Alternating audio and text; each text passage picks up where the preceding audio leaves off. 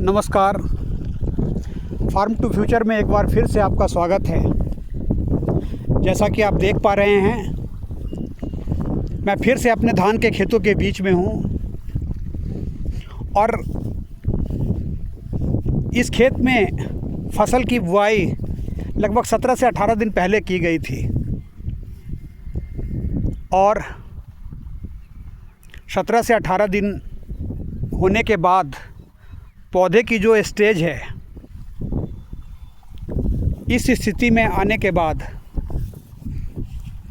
खेतों में लोग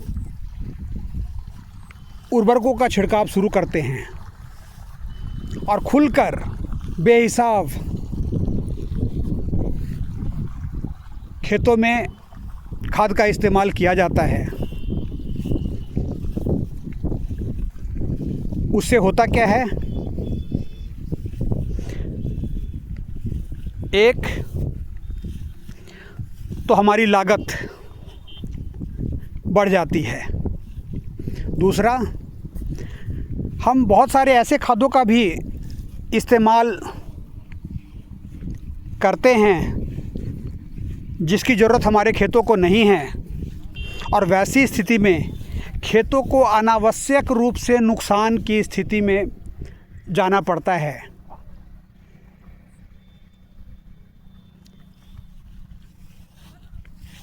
इसके लिए ये ज़रूरी है कि जब हम उर्वरक का इस्तेमाल करना शुरू करें तो अपने फसल की स्थिति को देखें।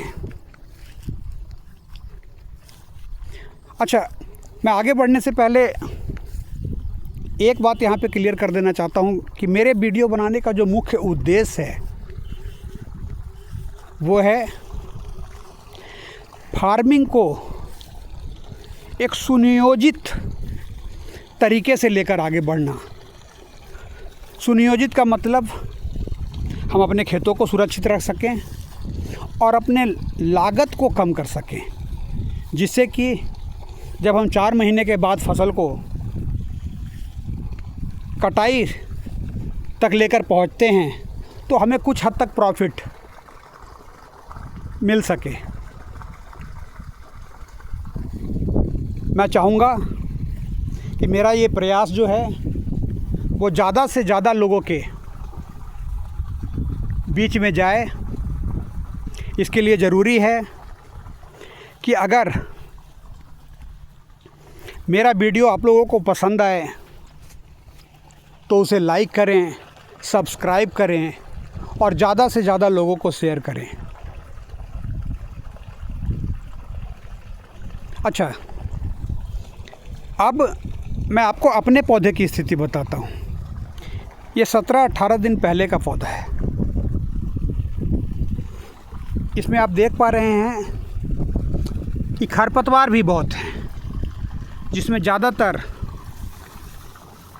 शामा घास है। 5 दिन पहले इसमें एक पोस्ट इमरजेंस के रूप में हर्बिसाइड का भी इस्तेमाल किया गया है, लेकिन उस हर्बिसाइड का शामा घास पे प्रभाव नहीं के बराबर होता है।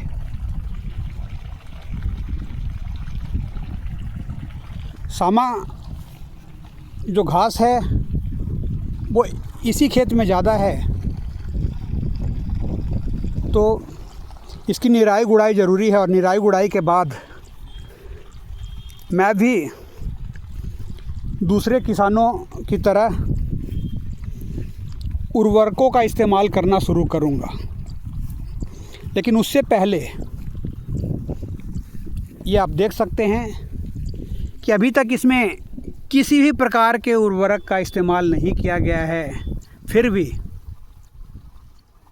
हर पौधे में करीब 18 से 20 कल्ले निकल चुके हैं। और ऐसा हुआ क्यों है? ऐसा इसलिए हुआ है कि हमारी जो भूमि है उसमें भी बहुत सारे उर्वरक तत्व पहले से मौजूद हैं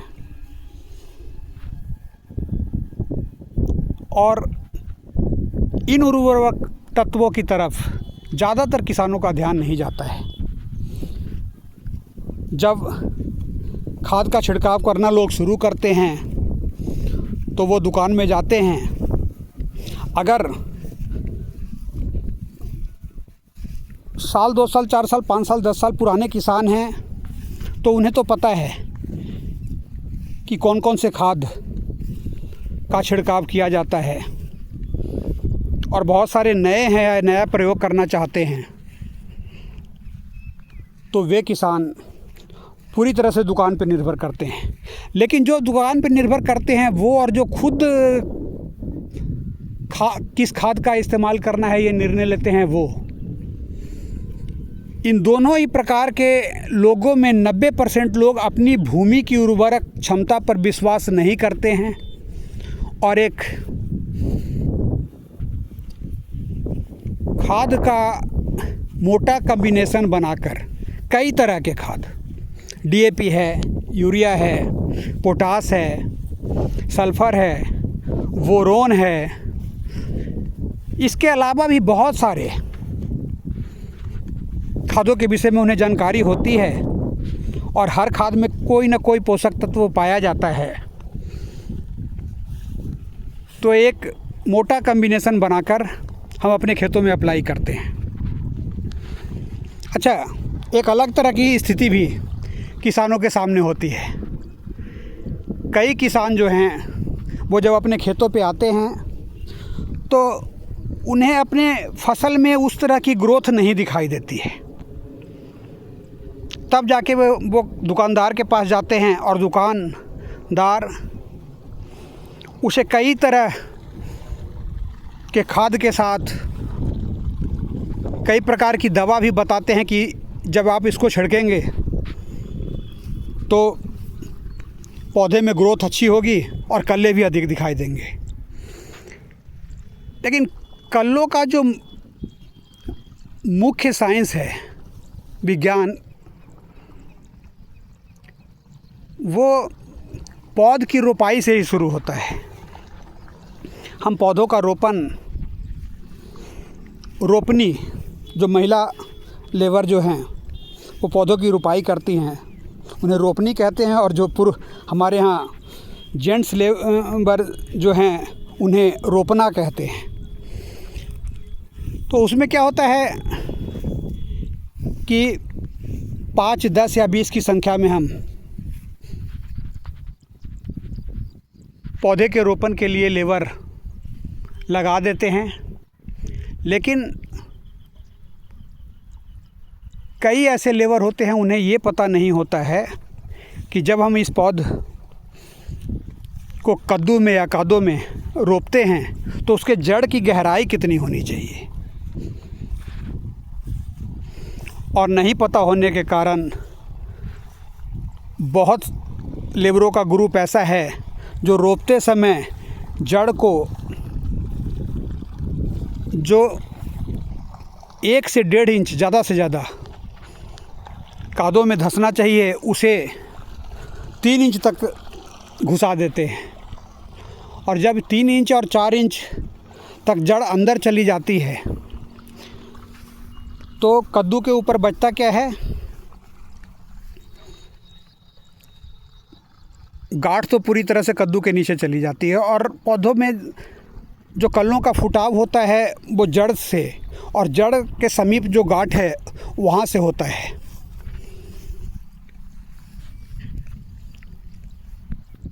जब ये जड़ ज़मीन के नीचे ज़्यादा गहराई तक चली जाती है तो कल्लों का फुटाव रुक जाता है,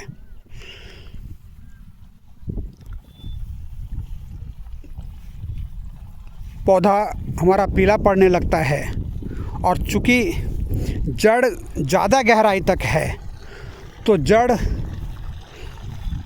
का हिस्सा जो है वो काला होके सड़ने लगता है।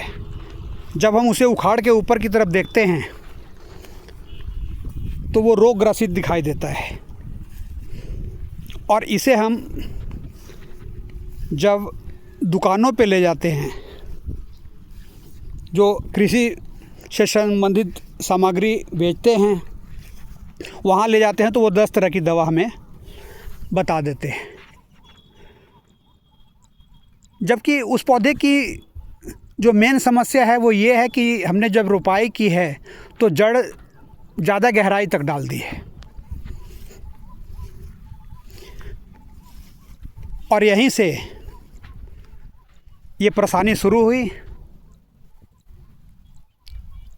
और वैसे पौधे पे अगर हम किसी भी प्रकार की दवा का इस्तेमाल करते हैं और किसी भी मात्रा में खाद का इस्तेमाल करते हैं तो वो ग्रोथ कभी नहीं आता है जो उस पौधे का आएगा जिसकी जड़ 1 इंच या 1.5 इंच तक ज़मीन में हो। बीमारी का इलाज किया जाता है लेकिन बीमारी कुछ और होती है, खर्चा हमारा बढ़ता जाता है, फिर वहीं कॉस्ट ऑफ प्रोडक्शन पर आकर मामला रुकता है।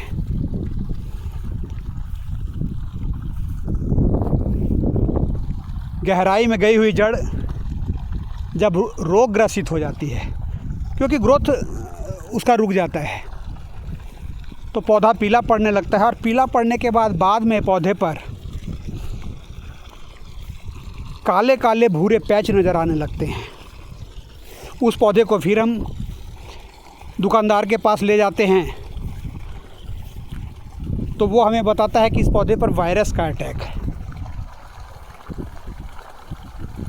और फिर 10 तरह की दवा दी जाती है। लेकिन मैं किसान भाइयों को दावे के साथ ये बताना चाहूँगा कि किसी भी पौधे पे वायरस का अटैक अगर हो जाता है तो फिर कोई भी दवा ऐसी नहीं बनी है जो वो उस वायरस के अटैक को रोक सके। हम उस स्थिति में जिस किसी दवा का भी इस्तेमाल करते हैं तो वो हमारा पैसा पानी में जाता है। हाँ, दवा कब असरकारक होती है? जब हम वायरस के अटैक होने से पहले प्रिकॉशन के रूप में उस दवा का इस्तेमाल करते हैं तब। लेकिन कितने % किसान ऐसे हैं जो बीमारी के पहले प्रिकॉशन के रूप में उस दवा का इस्तेमाल करते हैं? कहने का मतलब ये है कि कृषि कार्य में लगे हुए किसानों का जो पैसा है उसका एक बड़ा भाग पानी में चला जाता है, और अंत में जब हम फसल की कटाई करते हैं तो प्रॉफिट ऑफ क्रॉप या फिर प्रॉफिट ऑफ फार्मिंग और कॉस्ट ऑफ क्रॉप लगभग हमें बराबर दिखाई देती है। तो इस चीज़ से बचने के लिए ये ज़रूरी है कि हम शुरू से ही अपने पौधे की वास्तविक ज़रूरत और उस ज़रूरत के हिसाब से खाद और दवाओं का इस्तेमाल करें, जिससे कि कम खर्च में हमें फ़ायदा नज़र आए और अंत में कुछ प्रॉफिट नज़र आए।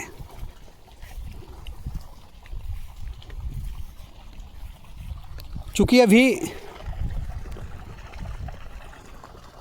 खाद के छिड़काव का समय है, तो मैं फिर से किसानों से ये आग्रह करूँगा कि अपने खेत की मिट्टी की उर्वरक क्षमता पर विश्वास करें, उसको पहचानें, और उसके बाद पौधे में किस प्रकार की कमी आपको दिखाई दे रही है उसी कमी के अनुसार सीमित मात्रा में खाद का इस्तेमाल करें, जिससे कि आपका खर्च भी सीमित हो और भूमि की उर्वरक क्षमता भी बनी रहे। धन्यवाद।